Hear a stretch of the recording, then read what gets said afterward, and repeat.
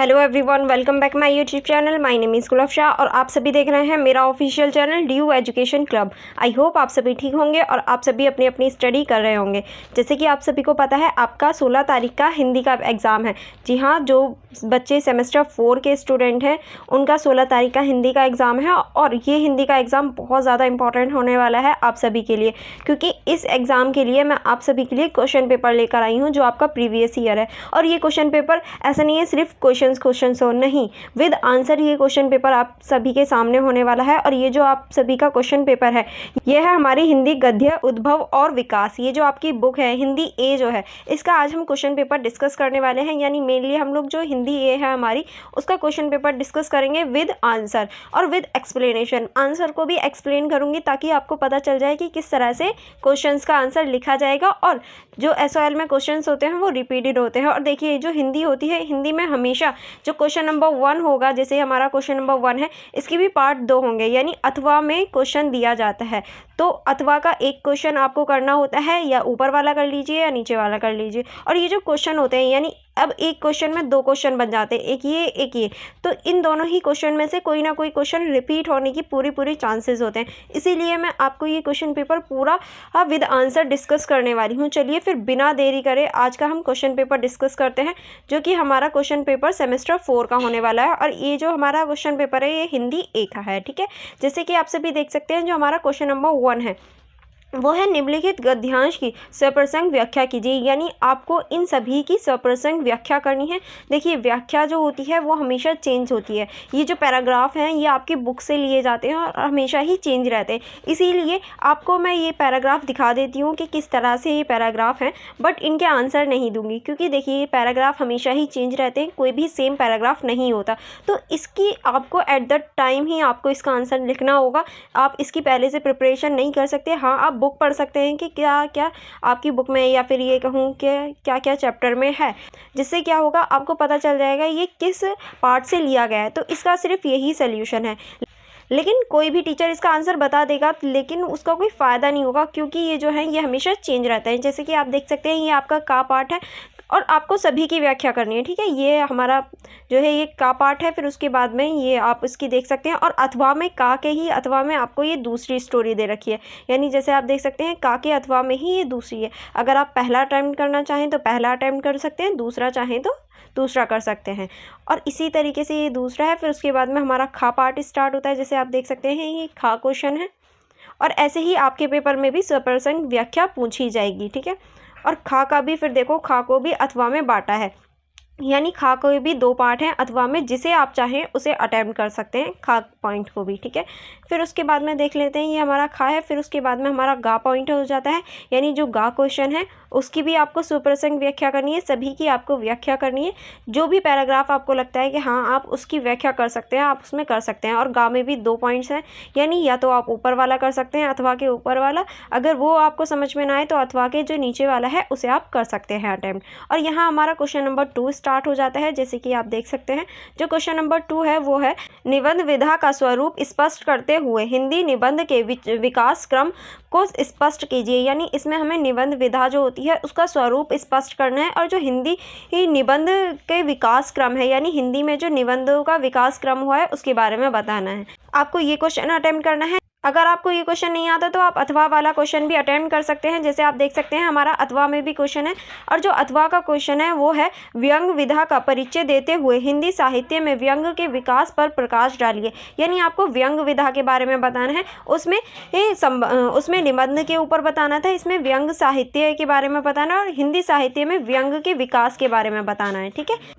अब हम दोनों ही क्वेश्चंस को डिटेल में देखेंगे, क्योंकि आपके एग्जाम में कोई भी क्वेश्चन आ सकता है। चलिए फिर हम इन्हें देख लेते हैं।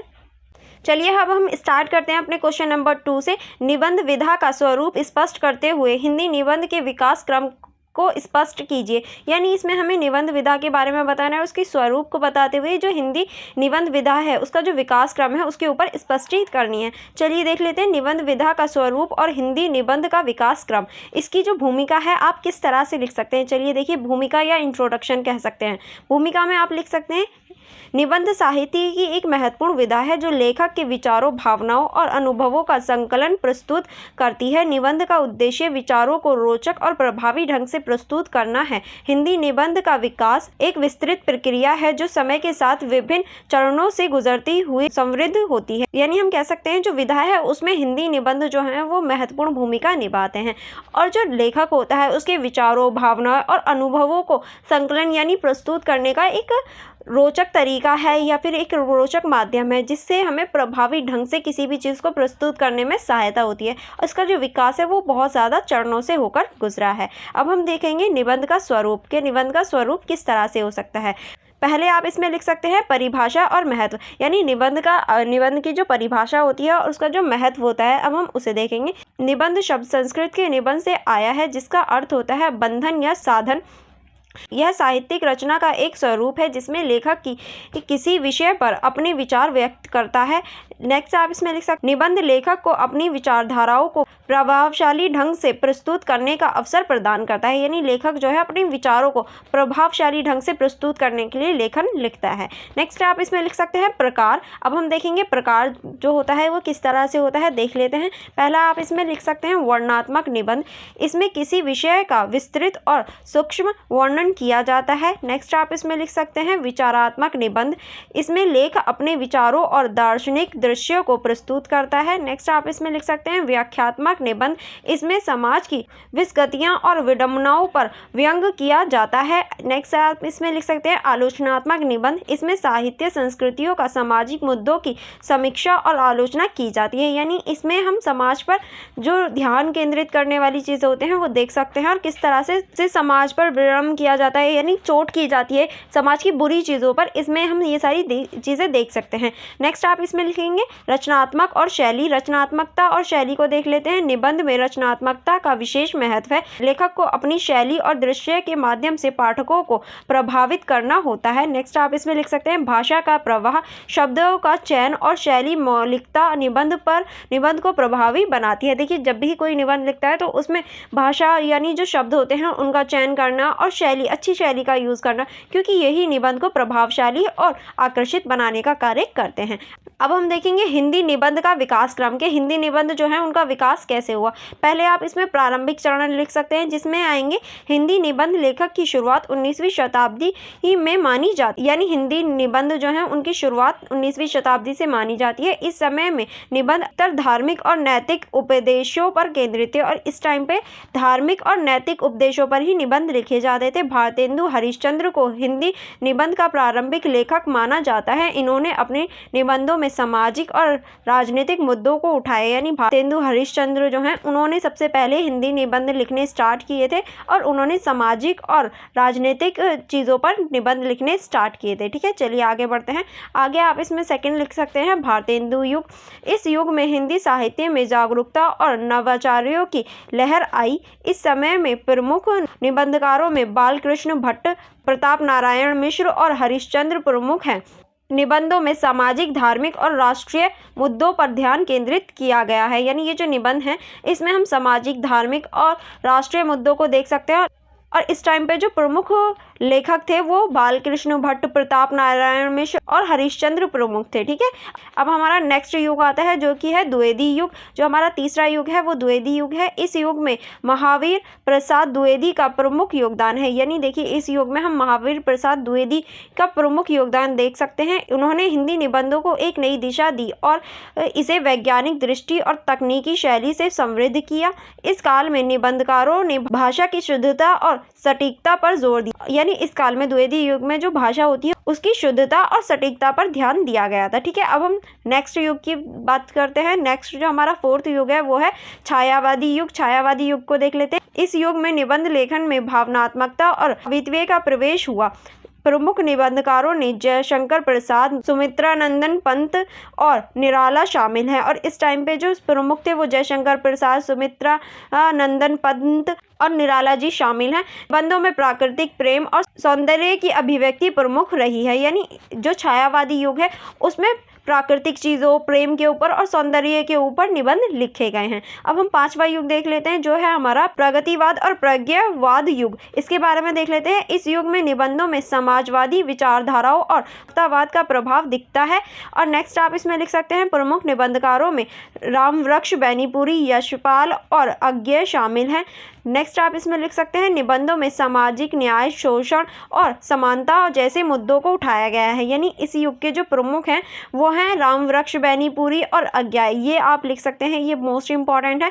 और इस टाइम पे जो सामाजिक न्याय और शोषण और समानता जैसे मुद्दे थे उनको उजागर किया गया है। ठीक है, अब हमारा छठा युग आ जाता है, जो है आधुनिक युग। अब हम आधुनिक युग की बात कर लेते हैं। तो आधुनिक युग जो है, आधुनिक युग में हिंदी निबंध लेखन में विविधता और व्यापकता आई है। यानी इसमें हम देख सकते हैं विविधता और व्यापकता आ गई है।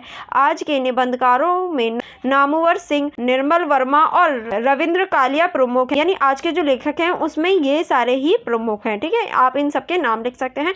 और नेक्स्ट आप इसमें लिख सकते हैं, समसामयिक मुद्दे, वैश्वीकरण और तकनीकी प्रगति जैसे विषयों पर निबंध लिखे जाते हैं। और इस टाइम पे जो समसामयिक मुद्दे होते हैं, वैश्वीकरण होते हैं, तकनीकी प्रगति होती है, इन सभी पर ये सभी मुद्दे होते हैं निबंध के। ठीक है, अब हम इसका निष्कर्ष देख लेते हैं कि आप इसका निष्कर्ष किस तरह से लिख सकते हैं।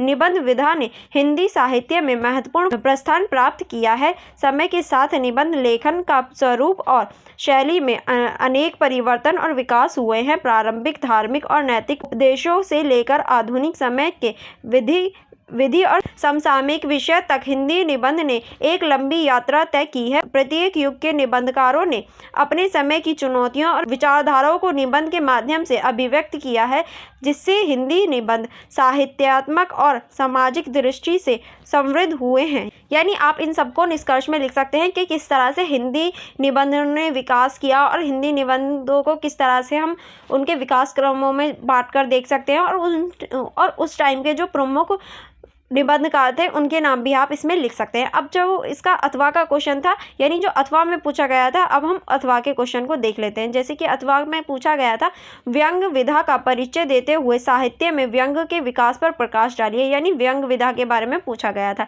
चलिए देख लेते हैं, व्यंग्य विधा का परिचय, परिभाषा और उद्देश्य से।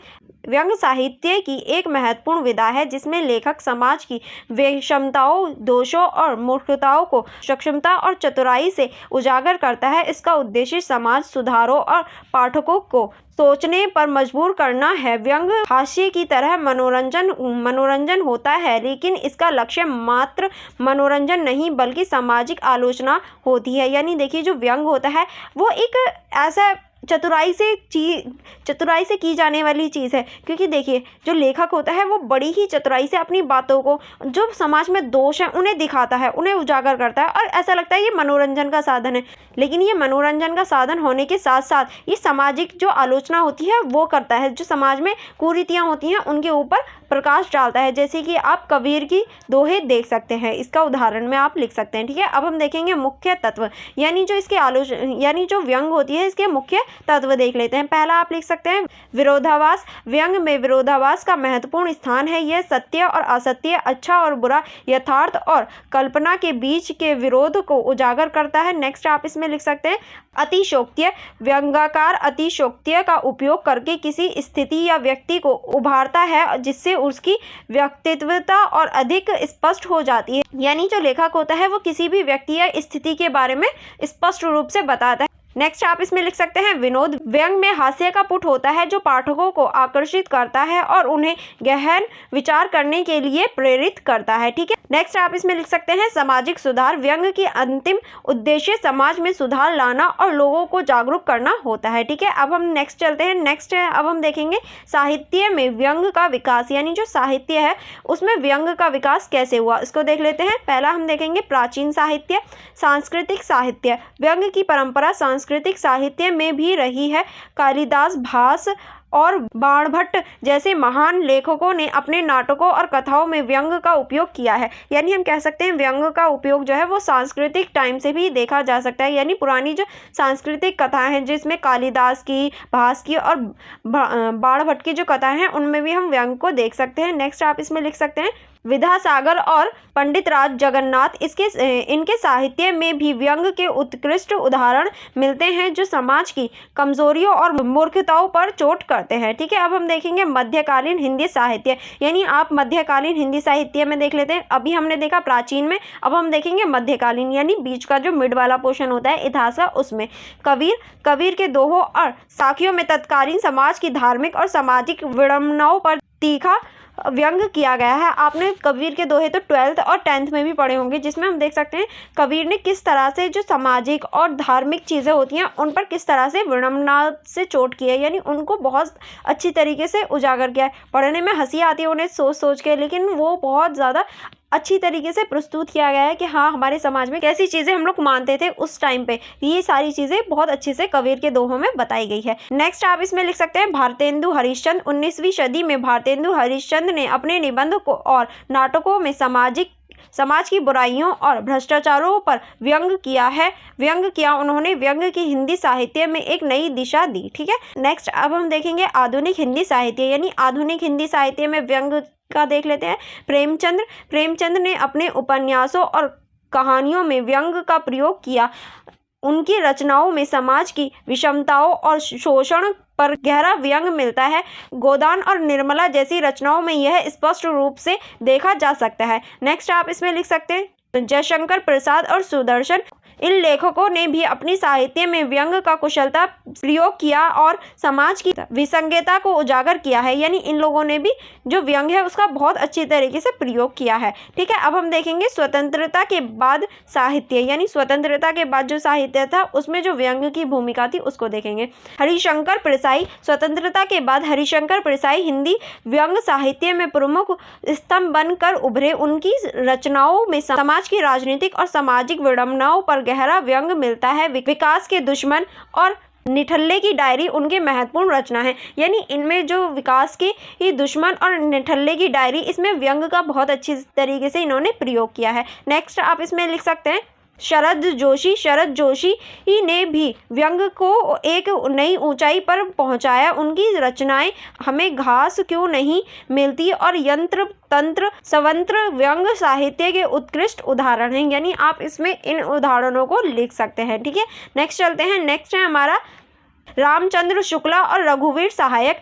इन लेखकों ने भी व्यंग के माध्यम से समाज की कमजोरियों और भ्रष्टाचार पर प्रवाह किया और पाठकों को जागरूक किया, यानी इन्होंने भी जो भ्रष्टाचार है और सामाजिक की जो बुरी चीज़ें हैं उनको चोट पहुंचाई और उन्हें सामने उजागर करने का प्रयास किया। ठीक है, अब हम देखेंगे आधुनिक परिदृश्य, यानी आज का युग, जो हमारा आधुनिक युग है। इसमें देख लेते हैं नए लेखक। वर्तमान समय में कई नए लेखक भी व्यंग लेखन की सक्रिय है। वह सामाजिक मुद्दों, राजनीतिक और सामाजिक विषयों पर अपने व्यंग्यात्मक लेखों के माध्यम से पाठकों को सोचने पर मजबूर करते हैं। ठीक है, अब हम नेक्स्ट इसमें लिख सकते हैं मीडिया और डिजिटल प्लेटफॉर्म। आजकल व्यंग केवल साहित्य तक सीमित नहीं है, बल्कि मीडिया, टीवी शो और डिजिटल प्लेटफॉर्म पर भी इस व्यापक प्रयोग हो रहा है। कई व्यंग्यकार अपने ब्लॉग, यूट्यूब चैनल और सोशल मीडिया पर सक्रिय हैं और अपनी रचनाओं के माध्यम से समाज की विसंगताओं को उजागर कर रहे हैं। यानी देखिए, आजकल जो व्यंग है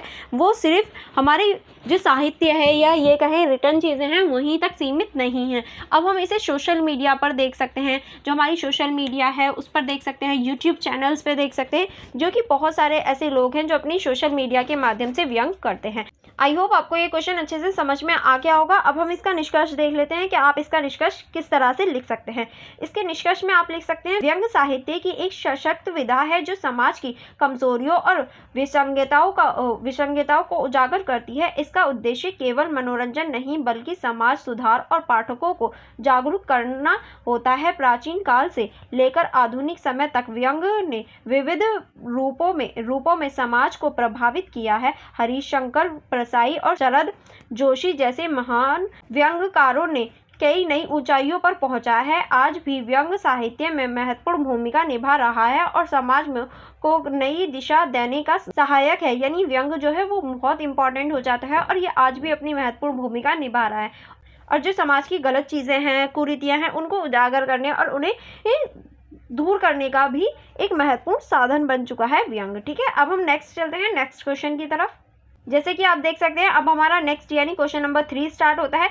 वो है मलबे का मालिक कहानी विभाजन की त्रासदी को किस रूप से हमारे सामने रखता है, स्पष्ट कीजिए। यानी मलबे की जो कहानी है, मलबे का जो मालिक कहानी है आपकी बुक में, उसके बारे में हमें इसमें बताना है। या फिर अथवा में एक क्वेश्चन है, नमक का दरोगा कहानी का मूल संवेद पर प्रकाश डालिए। यानी जो नमक का दरोगा कहानी है उसके बारे में आपको इसमें बताना है, उसके जो मूल संवेद है उस पर बताना है, वो भी हम देखेंगे। नेक्स्ट जो हमारा क्वेश्चन नंबर 4 है वो है भाव या मनोविकार निबंध पर प्रतिपादन लिखिए। यानी भाव या मनोविकार जो निबंध है उस पर आपको प्रतिपादन लिखना है। या फिर अथवा में एक और क्वेश्चन है, मेरा राम का मुकुट भीग रहा है, निबंध की केंद्रीय भावना को व्यक्त करना है। यानी ये जो आपकी बुक में निबंध दे रखा है, मेरे राम का मुकुट भीग रहा है, इसके निबंध पर आपको इसका जो केंद्र है इसकी भावना बतानी है। नेक्स्ट जो क्वेश्चन नंबर 5 है वो है हमारा दीपदान एकांगी का मूल संदेश स्पष्ट कीजिए। या फिर अथवा में एक और क्वेश्चन है आपके,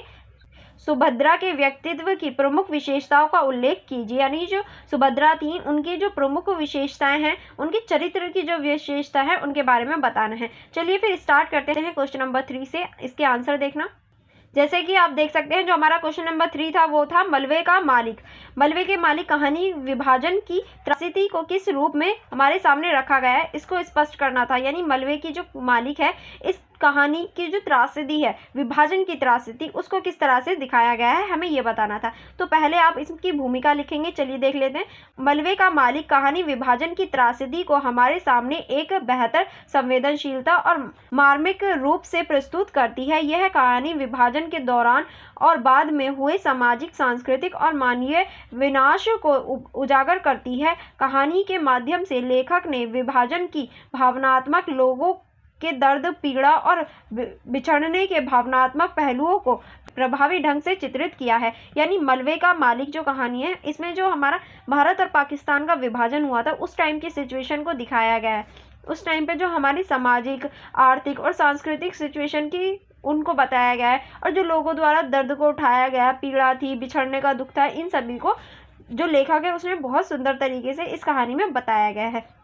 चलिए देख लेते हैं कहानी का सारांश। मलबे का मालिक एक ऐसी व्यक्ति की कहानी है जो विभाजन के समय अपने घर और संपत्ति छोड़कर पाकिस्तान से भारत आ जाता है। यानी ये जो मलबे की कहानी, मलबे का मालिक कहानी है, ये एक ऐसे व्यक्ति की है जो विभाजन के टाइम पे, पहले तो वो पाकिस्तान में था लेकिन विभाजन के टाइम पे वो भारत आ जाता है, अपने सारी चीज़ें छोड़ छाड़ के, अपनी संपत्ति, अपना घर, अपने दोस्त, परिवार सबको छोड़कर वो भारत में आ जाता है। कहानी के केंद्र में विभाजन की वजह से उजड़ते परिवार, खेते हुए घर और उनकी जड़ें हैं। यह कहानी विभाजन के समय की दुर्दशा और उसके बाद के जीवन को अत्यधिक संवेदनशीलता से प्रस्तुत करती है। यानी ये जो कहानी है ये हमें विभाजन के टाइम की और उसके बाद की जो सिचुएशन थी उनके बारे में बताती है। अब हम देखेंगे विभाजन की त्रासदी के चित्रण। यानी जो विभाजन की त्रासदी का चित्रण किया गया है आपकी बुक में, उसको देख लेते हैं। पहला पॉइंट आप इसमें लिख सकते हैं, विस्थापन और बेघरता।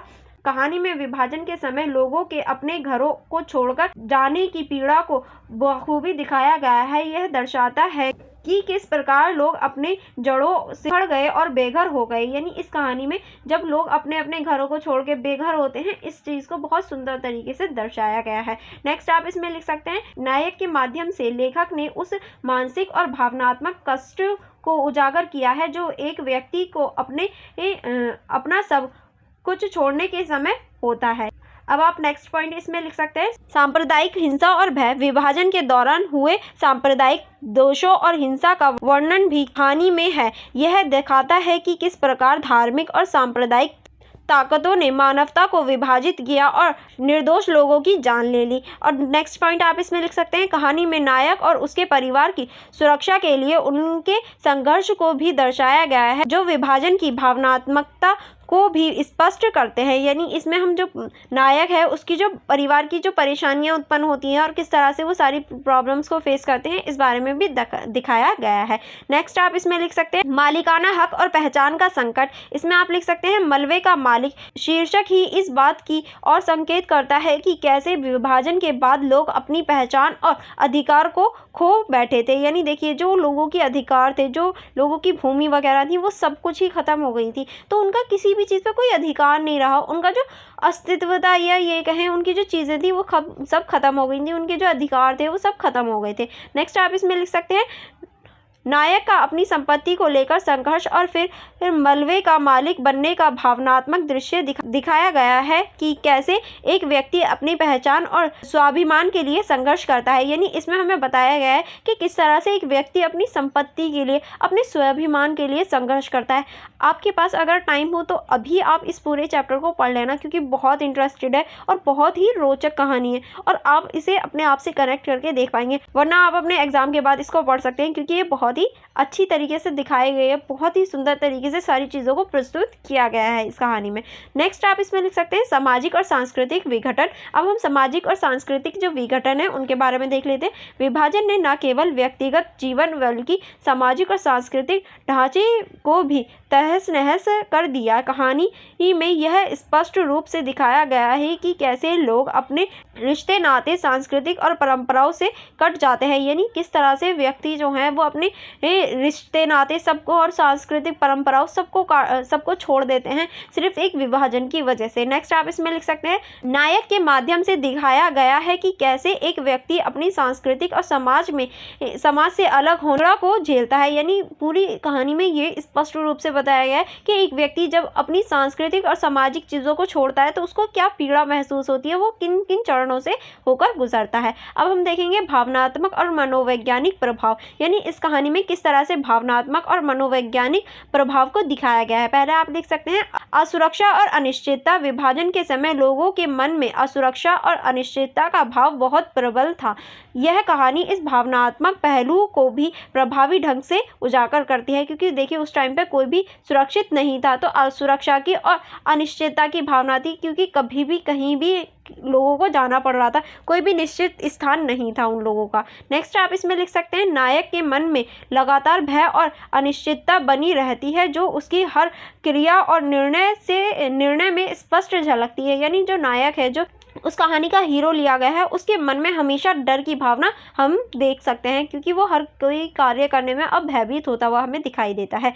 नेक्स्ट पॉइंट चलते हैं। नेक्स्ट है हमारा, नेक्स्ट आप इसमें लिख सकते हैं, अकेलापन और विरह। कहानी में नायक के अकेलेपन और उसके पुराने जीवन के प्रति विरह को मार्मिक रूप से चित्रित किया गया है। यह दर्शाता है कि कैसे विभाजन ने लोगों के अकेले और बेसहारा छोड़ दिया। यानी देखिए पहले लोगों के जीवन में सारे रिश्ते थे, सब कुछ था, वो एक साथ परिवार के साथ रहते थे, बट विभाजन की वजह से उन्हें अकेला रहना पड़ा और उनके जो जीवन में एक डार्क फेस आ गया। यानी एक इतना बुरा चरण आया जिसकी वजह से कुछ लोग तो निकल ही नहीं पाए उस चरण से, और कुछ लोग जो निकल पाए उनकी कंडीशन इतनी बुरी थी कि वो अकेले पड़ गए, भयभीत रहने लगे, क्योंकि उस टाइम पे सिचुएशन ही ऐसी थी। सब लोगों ने अपने रिश्ते और अपने जो सभी चीज़ें थी वो खो दी थी कहीं ना कहीं, तो इसीलिए इस टाइम पे जो सिचुएशन थी वो बहुत ज़्यादा बेकार थी। नेक्स्ट हम इसमें लिख सकते हैं, नायक के माध्यम से लेखक ने यह दिखाया है कि कैसे एक व्यक्ति अपने अतीत के साथ जुड़ा रहना चाहता है, भले ही वह मलबा ही क्यों ना हो। यानी नायक के माध्यम से कवि ने बताया है कि एक व्यक्ति हमेशा अपने अतीत के साथ जुड़ा रहता है, चाहे वो मलबा ही क्यों ना हो, चाहे वो बेकार ही क्यों ना हो, लेकिन हमेशा एक व्यक्ति अपने अतीत के साथ जुड़ा रहता है और जुड़े रहने का प्रयास करता है, क्योंकि हमारी उसमें बहुत सारी ऐसी यादें होती हैं, बहुत सारी चीज़ें ऐसी होती हैं जो हमें कभी खुशी देती हैं, कभी गम देती हैं, पर वो हमेशा हमारे साथ रहती हैं। तो इसीलिए एक व्यक्ति जो है वो हमेशा अपनी जो यादें होती हैं उनके साथ जुड़ा रहता है। नेक्स्ट आप इसमें लिख सकते हैं, समाज और संबंधों में बदलाव। विभाजन ने सामाजिक संरचना और संबंधों को भी प्रभावित किया। कहानी में दिखाया गया है कि कैसे नायक का समाज और रिश्तेदार उसके प्रति बदल जाते हैं और वह खुद को एक नए समाज में फिट करने की कोशिश करता है। यानी समाज और जो संबंध होते हैं उनमें सभी में परिवर्तन आ जाता है, और जो एक व्यक्ति यानी जो नायक है वो अपने आप को एक नए समाज में फिट करने, एक नए समाज में घुलने मिलने का प्रयास करता है। यह कहानी इस बात को भी उजागर करती है कि कैसे विभाजन ने इंसानी संबंधों को बदलकर रख दिया और लोग अपने ही समाज में परायों जैसा महसूस करने लगे। यानी जो इंसानियत होती है, उसके जो संबंध होते हैं, यानी इंसानियत का जो नाता होता है वो भी लोग भूल चुके थे और अपने ही समाज में बहुत सारे लोग परायों जैसा महसूस कर रहे थे, जैसे वो अपने ही समाज में पराये हो गए हों। कहानी की साहित्य विशेषताएं। अब हम देखेंगे जो कहानी की साहित्य विशेषताएं उनको देख लेते हैं। पहला है प्रतीकात्मकता में इसमें बहुत अच्छी तरीके से सुंदर यूज़ किया गया है, क्योंकि देखिए जब हम इस कहानी को पढ़ते हैं तो प्रतीकात्मकता यानी हमारे सामने प्रतीक बनने लगते हैं, चित्र बनने लगते हैं, और इस कहानी को जब हम पढ़ते हैं तो हमें पता चलता है कि कोई भी व्यक्ति किस तरह से अपनी पहचान के लिए संघर्ष करता है, अपनी पहचान के लिए लड़ता है। ठीक है, नेक्स्ट अब हम देखेंगे भावनात्मक वर्णन। इस कहानी में ना बहुत अच्छी तरीके से भावनात्मक वर्णन किया है। जैसे कि आपने भी देखा होगा, इस कहानी में हमें दुख, पीड़ा, इन सभी का अभाव हुआ कि किस तरह से कोई व्यक्ति दुख का, पीड़ा का अनुभव करता है, और किस तरह से जो विभाजन की त्रासदी थी उसके ऊपर चित्रित किया गया है कि विभाजन के टाइम पे जो जो समस्या महसूस हुई थी, विभाजन हुआ था, उन सभी पीड़ाओं को हम देख सकते हैं। और ये चीज़ आपने भी अभी क्वेश्चन पढ़ते हुए थोड़ी सी महसूस की होगी। अगर आप पूरा चैप्टर पढ़ेंगे तो सच में आपकी आंखों में आंसू आ जाएंगे कि उस टाइम पे इतनी सारी प्रॉब्लम्स फेस करनी पड़ी थी। ठीक है, अब हम देखेंगे वास्तविकता का चित्रण। देखिए इस कहानी में सुंदर तरीके से वास्तविकता का चित्रण किया गया है, क्योंकि रियलिटी में जो वास्तविकता है वो इसी तरीके से थी। जो वास्तविकता है वो इस सिचुएशन की थी। बहुत सारी कठिनाइयों का सामना करना पड़ रहा था सभी व्यक्तियों को, तो इसमें बहुत अच्छी तरीके से वास्तविकता का चित्रण किया गया है। नायक के जीवन के माध्यम से लेखक ने यह दिखाया है कि कैसे विभाजन ने लोगों के जीवन को तहस नहस कर दिया और उन्हें एक नई और कठिन वास्तविकता के साथ जोड़ने पर मजबूर कर दिया। यानी नायक की सहायता से लेखक ने बताया कि किस तरह से उस टाइम के जो लोग थे उनके जीवन को तहस नहस कर दिया और उनके सामने एक ऐसी वास्तविकता ला के रख दी, ऐसी कठिन वास्तविकता ला के रख दी कि उसके साथ जीना बहुत ज़्यादा मुश्किल था। ठीक है, आई होप आपको ये समझ में आ गया होगा। अब हम इसका निष्कर्ष देखेंगे कि आप इसका निष्कर्ष कैसे लिख सकते हैं। इसके निष्कर्ष में लिख सकते हैं, मलबे का मालिक कहानी विभाजन की त्रासदी का अत्यधिक प्रभावी और संवेदनशील ढांचे से प्रस्तुत करता है। यह कहानी न केवल विभाजन के समय की भावनात्मकता को उजागर करता है, बल्कि विभाजन के बाद के जीवन की कठिनाइयों और संघर्ष को भी बाखूबी दर्शाता है। विभाजन की विभत्सता, विस्थापन, सांप्रदायिकता, हिंसा और पहचान के संकट जैसे मुद्दों को उस कहानी में मार्मिक और सजीव रूप से प्रस्तुत किया गया है। इस प्रकार मालवे का मालिक कहानी विभाजन की त्रासदी को हमारे सामने एक अत्यंत गहन और संवेदनशीलता रूप से प्रस्तुत करता है। आई होप आपको इसका निष्कर्ष अच्छे से समझ में आ गया होगा, क्योंकि बहुत ज़्यादा ईजी और बहुत ज़्यादा सिंपल लिखा गया है। अब हम देखेंगे जो हमारा अथवा का क्वेश्चन था, जो कि था नमक का दरोगा कहानी की मूल संवेदना पर प्रकाश डालिए। यानी जो नमक का दरोगा आपकी कहानी है उसकी जो मूल संवेदना थी उस पर प्रकाश डालने के लिए बोला गया था। पहले हम देख लेते हैं इसकी भूमिका। क्या आप इसकी भूमिका यानी इसके परिचय में क्या लिख सकते हैं। नमक का दरोगा मुंशी प्रेमचंद्र द्वारा लिखित एक प्रसिद्ध कहानी है। यानी ये जो कहानी है ये मुंशी प्रेमचंद्र द्वारा लिखी गई है, जो ईमानदारी, कर्तव्यनिष्ठ और नैतिकता की मूल संवेदना को उजागर करती है। यानी इस कहानी में ईमानदारी, कर्तव्यनिष्ठ और नैतिकता के मूल जो संवेद है उसको दिखाया गया है। ये कहानी समाज में उन मूल्यों को रेखांकित करती है जो आज की प्रासंगिकता है। प्रेमचंद्र की यह कहानी भारतीय समाज में व्यंग, भ्रष्टाचार, सामाजिक विषमता और नैतिक पतन के लिए एक महत्वपूर्ण संदेश देती है। यानी हम कह सकते हैं ये जो कहानी है बहुत इंपॉर्टेंट हो जाती है आज के समाज के लिए, क्योंकि हम लोग बोलते हैं हमने थोड़ी ना घूस लिया, वो तो सामने वाले ने दिया। ऐसी आपने बहुत सारी लाइनें सुनी होंगी। जो घूसखोरी करते हैं, जो भ्रष्टाचारी लोग होते हैं, वो यही तो कहते हैं हमने नहीं लिया, हमें तो सामने वाले ने ज़बरदस्ती दे दिया, अब क्या कर सकते हैं। इसमें भी ये जो नायक है उसके साथ ऐसी ही सिचुएशन होती है, पर वो अपनी नैतिकता और अपनी ईमानदारी पर डटा रहता है और वो कभी भी घूसखोरी के रास्ते पर नहीं जाता। इसीलिए इस कहानी में बहुत सुंदर तरीके से इसको दर्शाया गया है। अब हम कहानी का सारांश देख लेते हैं कि कहानी के सारांश में क्या है।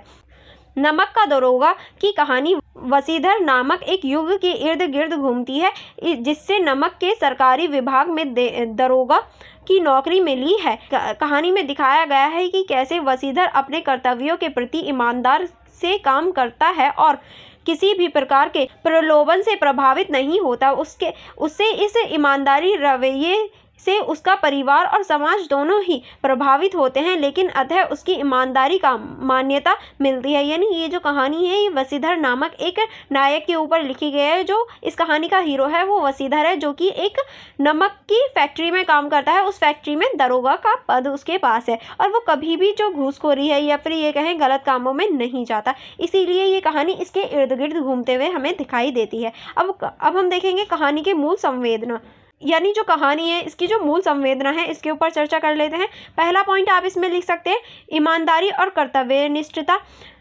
वसीधर की ईमानदारी और कर्तव्यनिष्ठता कहानी की मुख्य संवेदना है। जब उसे घूस देने की कोशिश की जाती है वह सख्ती से मना कर देता है और अपने कर्तव्य का पालन करता है। नेक्स्ट आप इसमें लिख सकते हैं, वसीधर की ईमानदारी उससे अपने माता पिता और समाज के लोगों से अलग करती है, लेकिन वह अपनी सिद्धांतों पर कायम रहता है। देखिए, कोई भी व्यक्ति क्यों ना हो, उसके कर्तव्य ही उसका पहचान बनते हैं। उनके माता पिता या बहन भाई जो भी कर रहे हैं, ठीक है, पर उनकी जो असली पहचान होती है वो उसके कर्तव्य से होती है। जैसे कि आप लोग नहीं जानते मेरे माता पिता या फिर मेरे बहन भाई क्या करते हैं, वो कौन सी जॉब करते हैं या कौन सी पोस्ट पर हैं, आपको कुछ नहीं पता, पर आपको सिर्फ मेरे कर्तव्य से पता होगा कि हाँ, मैं एक टीचर हूँ और मैं आपकी टीचर हूँ, तो मेरा कर्तव्य ही मेरी पहचान है। तो इसी वजह से जो उसका कर्तव्य होता है, जो उसकी ईमानदारी होती है, वही आगे चल के उसकी पहचान बनती है। ठीक है, नेक्स्ट पॉइंट चलते हैं। नेक्स्ट पॉइंट आप इसमें लिख सकते हैं, प्रलोभ और उसका विरोध।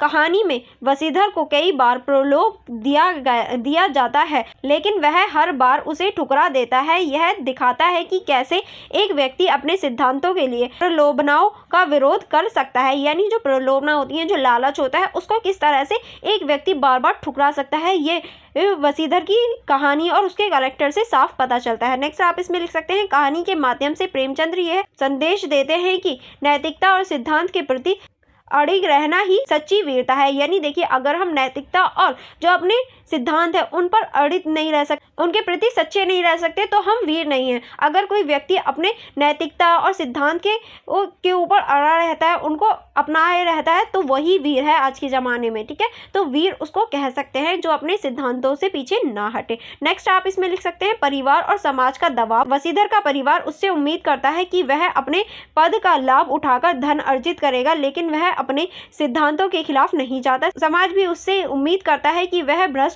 करेगा अपना, लेकिन वसीधर अपनी ईमानदारी का मार्ग पर चलता रहता है और यह दिखाता है कि समाज के दबाव के बावजूद सही रास्ते पर चलना कितना महत्वपूर्ण है। यानी देखिए, यहाँ उस पर समाज का और जो परिवार है दोनों का ही प्रभाव हम देख सकते हैं, लेकिन फिर भी वसीधर जो है वो अपनी नैतिकता और जो ईमानदारी है उस पर टिका रहता है और उसी के मार्ग पर चलता है।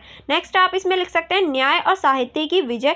कहानी के अंत में वसीधर की ईमानदारी और कर्तव्यनिष्ठता की सराहना होती है और उसे उच्च पद पर नियुक्त किया जाता है। यह दिखाता है अतः सत्य और न्याय की विजय होती है। यानी लास्ट में हम देख सकते हैं जो वसीधर होती है उसकी जो पोस्टिंग होती है वो और ऊंचे पद पर हो जाती है, क्योंकि वो हमेशा ईमानदार रहता है। इसी से हमें पता चलता है लास्ट में जो सत्य होता है, न्याय होता है, हमेशा उसकी ही जीत होती है। यह पाठकों को यह संदेश देता है कि ईमानदारी और सत्यनिष्ठता हमेशा मान्यता प्राप्त होती है, भले ही इसमें समय लगे। यानी जो सत्य है और जो ईमानदारी है वो हमेशा ही सही रहती है, चाहे उसमें थोड़ा टाइम ही क्यों ना लग जाए। इसलिए तो कहते हैं हमेशा अच्छे काम करने चाहिए, चाहे उसमें थोड़ा टाइम लगे, लेकिन हमें अच्छा ही फल मिलेगा। नेक्स्ट आप इसमें लिख सकते हैं, समाज सुधार का संदेश। प्रेमचंद्र की यह कहानी समाज में व्यंग, भ्रष्टाचार और नैतिकता पतन के खिलाफ एक मजबूत संदेश देती है। यह लोगों को अपने कर्तव्यों के प्रति ईमानदार रहने और प्रलोभनों का विरोध करने के लिए प्रेरित करती है। नेक्स्ट आप इसमें लिख सकते हैं, कहानी यह भी दिखाती है कि एक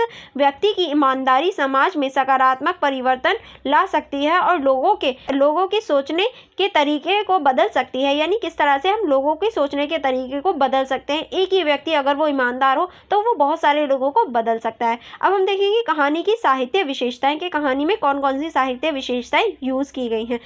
पहला आप लिख सकते हैं, सचिव चरित्र चित्रण। प्रेमचंद्र ने बंसीधर के चरित्र को इतनी बारीकी से उकेरा है कि वह पाठकों के दिल में बस जाता है। बंसीधर की ईमानदारी, कर्तव्यनिष्ठता को प्रेमचंद्र ने बहुत ही प्रभावी ढंग से प्रस्तुत किया। यानी बंसीधर जो है उसका जो चरित्र है वो बहुत ज़्यादा अच्छी तरीके से प्रेमचंद्र जी ने बखूबी तरीके से दिखाया है। ठीक है, नेक्स्ट आप इसमें लिख सकते हैं, प्रभावशाली संवाद। यानी प्रभावशाली संवाद का प्रयोग किया गया है। कहानी में संवाद का विशेष महत्व है। बंसीधर और अन्य पात्रों के बीच हुए संवाद कहानी की संवेदनाओं को और भी प्रभावी बनाते हैं। नेक्स्ट आप इसमें लिख सकते हैं, वास्तविकता का चित्रण। कहानी में प्रेमचंद्र ने समाज की वास्तविकता को बिना किसी आडंबर के प्रस्तुत किया है। यह दिखाता है कि कैसे समाज में भ्रष्टाचार और प्रलोभ व्यापक है, लेकिन एक व्यक्ति की ईमानदारी समाज को बदल सकती है। नेक्स्ट आप इसमें लिख सकते हैं, प्रेरणादायक संदेश। नमक का दरोगा का संदेश प्रेरणादायक है और यह पाठकों को अपने जीवन में ईमानदार और कर्तव्यनिष्ठ बनने के लिए प्रेरित करता है। यानी ये जो चैप्टर है, ये जो हमारे पाठक होते हैं, जो पढ़ने वाले हैं, उनको अपने भविष्य में ईमानदार और कर्तव्यनिष्ठ बनने में सहायक करेगा। क्योंकि एक व्यक्ति अगर ईमानदार हो तो उसका फल उसे हमेशा मिलता ही है, चाहे थोड़ी देर से मिले पर हमेशा मिलता है। अगर वो ईमानदार नहीं है तो उसकी सज़ा भी उसे हमेशा ही मिलती है। तो इसीलिए हमेशा ईमानदारी के रास्ते पर और कर्तव्यनिष्ठ के रास्ते पर हमें चलना चाहिए। ठीक है, अब हम इसका निष्कर्ष देख लेते हैं। यानी आप इसके निष्कर्ष में क्या लिख सकते हैं। नमक का दरोगा कहानी का मूल संवेदन ईमानदारी, कर्तव्यनिष्ठ और नैतिकता के माध्यम पर आधारित है। प्रेमचंद्र ने इस कहानी के माध्यम से संदेश दिया है कि व्यक्ति को किसी भी परिस्थिति में अपने सिद्धांतों और कर्तव्यों से समझौता नहीं करना चाहिए। यह कहानी समाज में सकारात्मक परिवर्तन लाने के लिए एक प्रेरणात्मक संदेश देती है और पाठकों को ईमानदारी और सत्यनिष्ठता के मार्ग पर चलने के लिए प्रेरित करती है। यानी ये जो कहानी है नमक का दरोगा, ये ईमानदारी और व्यक्तित्व और नैतिकता के मूल्यों को पर आधारित है और ये किसी भी व्यक्ति को सत्य मार्ग पर चलने के लिए प्रेरित करती है और ईमानदारी के रास्ते को चुनने के लिए प्रेरित करती है। और यहाँ हमारा ये क्वेश्चन भी फिनिश हो जाता है। आई होप आपको ये पूरा क्वेश्चन अच्छे से समझ में आ गया होगा।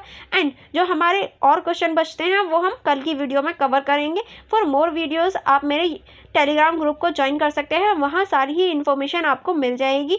एंड अगर आप चाहें तो मेरी इंस्टाग्राम आईडी को भी चेकआउट कर सकते हैं, क्योंकि आप वहाँ पर भी इन्फॉर्मेशन ले सकते हैं। अगर आपको कोई कन्फ्यूजन हो या कोई डाउट हो तो आप मुझसे कमेंट बॉक्स में पूछ सकते हैं। एंड अगर आप चाहें तो मेरे टेलीग्राम ग्रुप में भी मैसेज कर सकते हैं, वहाँ भी अगर आपको कोई कन्फ्यूजन हो, कोई क्वेरी हो तो आप मुझसे वहाँ पूछ सकते हैं। एंड फॉर नेक्स्ट पार्ट आप मेरे यूट्यूब चैनल को जल्दी से सब्सक्राइब कर लीजिए, ताकि जब इसका नेक्स्ट पार्ट आए आप उसे देख पाएँ और अपनी स्टडी को कर पाएँ। चलिए फिर मिलते हैं नेक्स्ट वीडियो में। Thank you for watching everyone.